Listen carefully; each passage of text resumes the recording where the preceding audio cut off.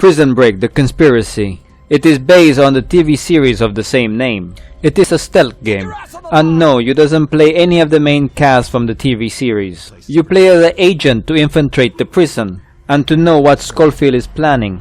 Anyone who is familiar with the TV series will know exactly what it is. It is in the title. The story itself is based on what happened in season 1 of the TV series. Unfortunately, the story that they are trying to tell it is not very good at all. It is completely disjointed and doesn't make any sense. For example, the character that you are playing is in prison, but yet he is talking to his voice recorder in front of the guard and other prisoners. That kind of ruined the immersion of the game completely. How the hell he managed to enter prison with a voice recorder in his bloody hand the entire time?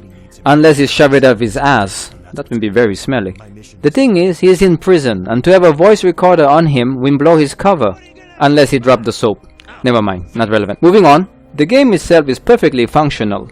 I have not encountered any bugs or any performance issue whatsoever, and the game worked perfectly fine with keyboard and mouse. The game is very linear.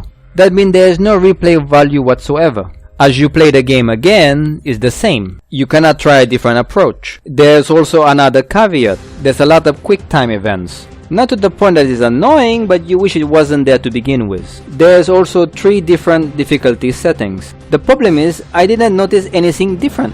Easy and most difficult have no difference from my point of view. Come to think of it, my first playthrough I didn't fail whatsoever. I finished the game in about 5 hours. It is virtually impossible to get lost in the game. Also, in the game you can earn money by fighting against other inmates. And with the winning that you make, you can purchase tattoos for your character.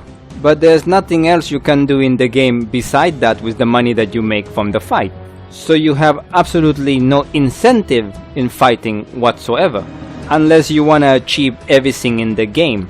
As you can see here, after you finish the 9 chapters in the game, you also have the ability to play 2 players in the versus mode.